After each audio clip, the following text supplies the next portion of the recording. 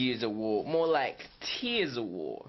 It's finally time to talk about a series that is in my top 10 of all time. If I had to choose one specifically, it would easily be the first one. Hello, welcome to the channel. You can call me Mark or Marcus. In the segment I call the opening, I'll discuss the main bulk of what I have to say about a topic. I'll then go into another segment called closing, where I'll give any final thoughts. With that out of the way, let's talk about Gears of War, a third-person cover-based shooter, and why I find it special enough to be in my top 10 games of all time.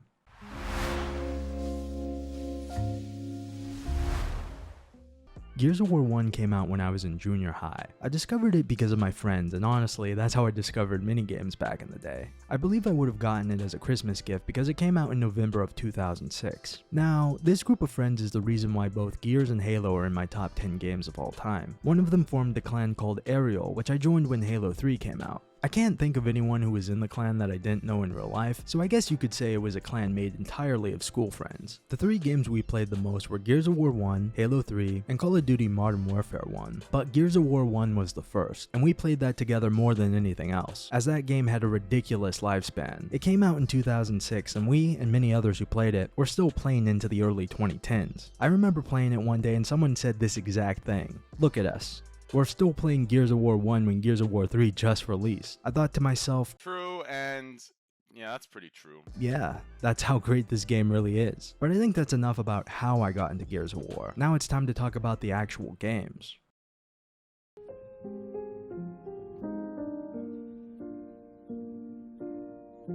All around me are familiar faces, worn out.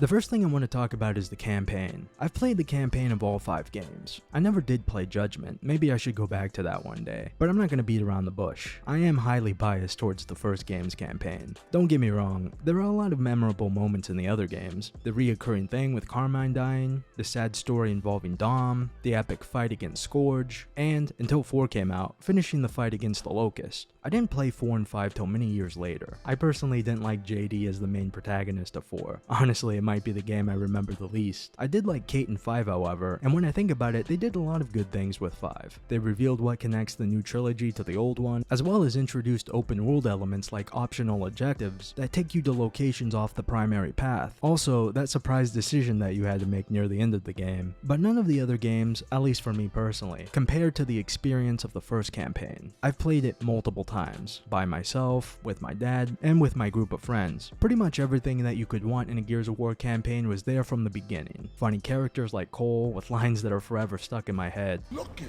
all that juice.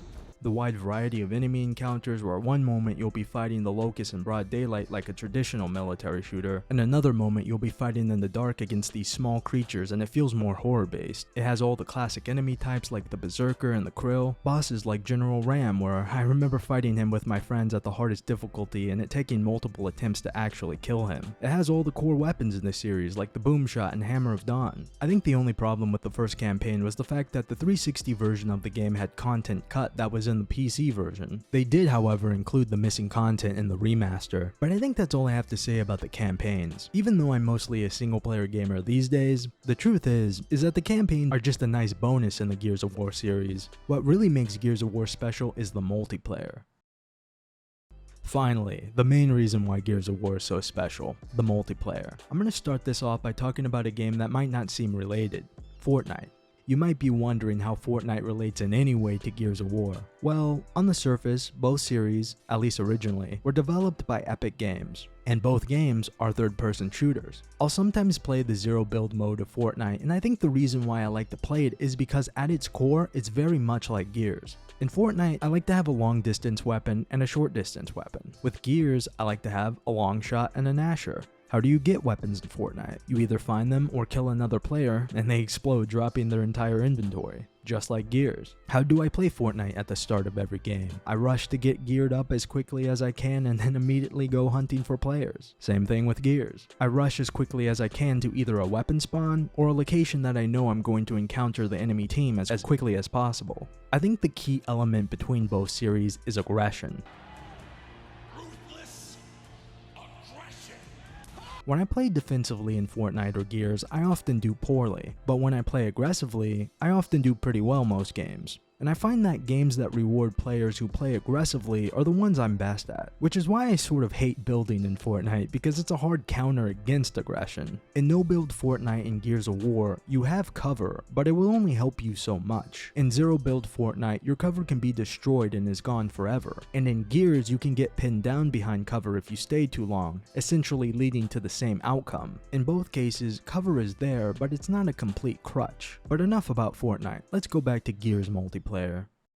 So I'm not going to go into every mode of every Gears game, mostly because you'd find a lot of them in other shooters, so I'm just going to describe the things that will be there in pretty much every mode. Most modes either follow execution or warzone rules. Execution rules are like most deathmatch modes where your team has a certain number of lives for the round and the goal is to reduce the enemy team's lives to 0. In Warzone, however, you have 1 life per round. Warzone seems like it would require you to be more defensive, but it really just means that you should work more as a team by all being somewhat aggressive together. Pretty much all the modes, you'll want your team to obtain all the power weapons before the enemy does, much like Halo. Gears of War is unique though. In most shooters, nobody would think twice about killing an enemy with their primary assault rifle. But in Gears, the main assault rifle, the Lancer, is often looked down upon by old school players. It's always sort of been that way where people are either using the Gnasher, which is the shotgun, or using a power weapon. One-hit kills are often more respected than taking multiple shots. And if you use the Lancer, at least back in the day, you would get flamed for being trash. The trash! And speaking of one-hit kills, you can't talk about Gears of War without talking about headshots. Now, I'll say this with full confidence. Gears of War has the most satisfying headshots of any game I've ever played. The visual, the sound, the headshot icon on the kill feed, feeling is the exact same as when I was a kid. It's no surprise that my favorite weapon is the sniper, the long shot, and my favorite game mode is sniper battles where the only way to die is headshots. So I'll be honest, this mode has to be the sweatiest of them all. Pop the molly, I'm sweating. Everyone rolling all over the place to avoid getting headshot. If you need a game mode to practice your aim, then look no further. I don't believe the original game had an official sniper mode, so you would have to create a custom game. A few times I've been asked to host sniper battles because my connection was often better than a lot of my other friends. There are 3 main tricks when it comes to the long shot. One is called a Superman, where you headshot someone as they are in the beginning of the roll animation. It's called a Superman because as their head explodes, they look as if they are flying in the air like Superman. I wish I had a clip of my friend getting Superman all the way across the map and everyone laughing at him. Another trick, which is my favorite, is the Spider-Man. This is done by headshotting someone as they are coming out of a roll. It's called Spider-Man because as their head explodes, they look like Spider-Man when he is web slinging with both hands. And the third main trick is the hardest one, and that is backpacking. I think I've only done this a total of 2 times. Because Gears of War is a third-person shooter, you can see when an enemy is directly behind you, and if they are close enough to where they are basically touching you, the game might calculate the reticle as them being ahead of you instead of behind. It's called backpacking because they need to be as close as a backpack. Obviously, this isn't intended. It's very difficult to pull off in practice, however, which is why I've only done it like twice. And speaking of things that weren't intended, let's talk about glitches. So I mentioned earlier that I would often be the host of sniper battles. Hosting was sort of the biggest problem with the original Gears of War. Being a host gave you an advantage as you would have the best connection, and most of the glitches in the game revolved around bad connections. Crab walking was one such glitch. I never managed to pull it off, but crab walking made your character glitch for the enemy to the point where it was hard to kill you. One other glitch allows you to fly into the air, often placed in locations where it is difficult to even hit you. Another thing I need to talk about, if only just briefly, are executions. The original game only had 2, with the other games adding more and more. The original 2 were the chainsaw execution and the curb stomp execution. The chainsaw execution you do by revving the Lancer's chainsaw and running up to an enemy. This usually pisses people off in multiplayer, but it's fun to do in the campaign. The curb stomp you do on downed players. It's like a way to emote and kill your opponent at the same time. In the first game, these animations are short, but in latter games they can be so long that people might rage quit before they finish. I like using it on people who talk shit the whole game but then get destroyed in the end. One last thing I want to say about the multiplayer is the mode called Horde. Horde is a mode where you set up defenses and fight waves of enemies. I know a lot of people might be mad for not going deep into it, but I'm not gonna lie and say I've played a ton of it. I played a little bit with my friends in Gears of War 2, which is where it was introduced, but most of the time I just play the PvP modes. But I think this is where I transition into closing.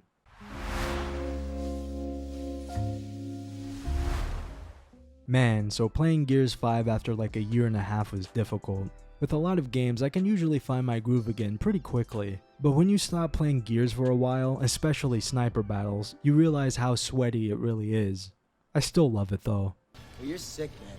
But yeah, Gears. I would say that I highly recommend people play the games, but I'm pretty sure that soon we might see remasters similar to the original getting a remaster. And I think remasters would boost the player base of each game significantly. You can try all of them now though on Game Pass if you don't want to wait. But with that, I want to say thank you for watching.